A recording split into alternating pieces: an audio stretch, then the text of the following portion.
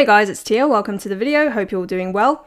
So today we're going to be talking about Etsy suspension again, and I already know the bots are going to be nuking my comment section in a few days, so make sure you don't reply to them, make sure you don't go on whatever links they send, okay? So if anybody asks you to contact them on WhatsApp, on Instagram, don't do it. They're all scammers. I will never ask you for money. I'll never ask you to buy a course or anything like that, so make sure you don't fall for that type of scam if you weren't aware of that already, okay? So the reason I wanted to do an updated video on Etsy suspension was because about an hour after I uploaded this tutorial, the new account that I made for this tutorial got suspended. Obviously, incredibly annoying situation, so I emailed them and then they managed to get back to me about 2 days later with this reply, okay, and they unsuspended the account. Now, just to reassure you guys, it is going to be a person that is unsuspending you, okay?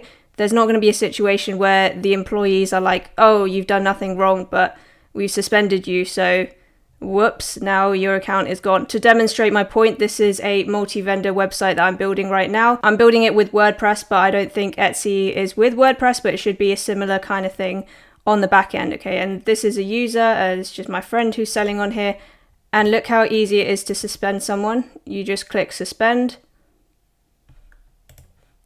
All right, now he's suspended, he can't upload anything. And what if you want to unsuspend someone? You just click on unsuspend. And boom, there, he can upload again. So that is how easy it is. You're trying to convince a person, remember, not a case of you're suspended forever, you're gone. So hopefully that encourages you to actually reach out to them and ask them what's going on. I reckon this is just something that has been happening to anybody that's adding a production partner. At least that's what I've seen from going on online forums, because the main thing that people have in common when they're suspended is they all have been using a production partner. So they've been doing print on demand or drop shipping, which actually requires you to list the production partner. That's in Etsy's house rules, okay? So there's basically no way out. Like, if you list the production partner, you'll get suspended straight away.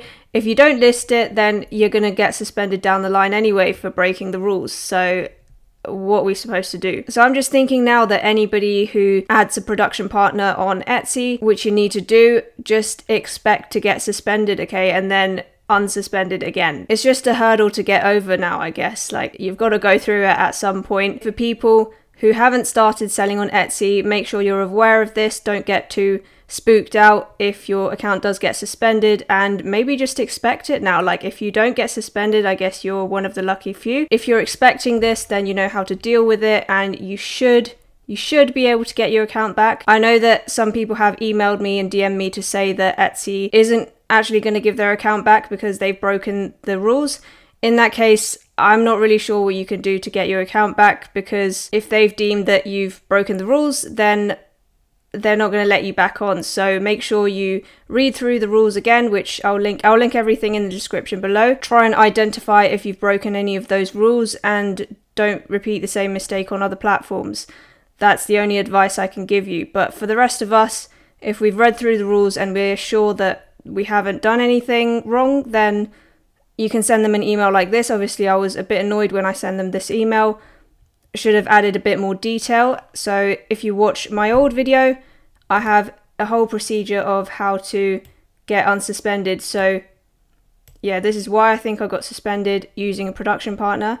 And then stuff you should read before appealing. So read this, and then this is all going to be linked down in the description. Read the house rules as well, the Etsy terms of service. And if you're sure you haven't broken any of the rules, then appeal using this contact box. It's probably not going to do anything, but do it anyway. Right, so appeal here. This is the type of thing that I wrote. So make sure you include your shop name and say that it was the email as well. So say that this is the email I registered my shop with, so they can identify who you are. And say that you've read the terms of service, okay? So you haven't broken any of them to your knowledge, and that you're aware they exist. If you've shipped stuff before, then use that. Might boost your credibility, but if not, then that's fine, just leave it out. And you can say that I suspect it is related to the fact I'm using a production partner Okay, you're doing nothing wrong in that, and they should unsuspend you if you have done nothing wrong. So that is the kind of format I would use. Go and watch my other video and use the email that I sent this. So which one? The email is integrity. Okay, so integrity@etsy.com. This is the people that you need to contact in order to get your Etsy account back. And I just titled it something like account suspension or account suspension request. Just make sure you be polite because, as I said, it's a person who's going to click the unsuspend button, so don't peeve them off. Be polite, say what you need to say, use the format that I just showed you, and if you've done nothing wrong, then you should be all right, okay?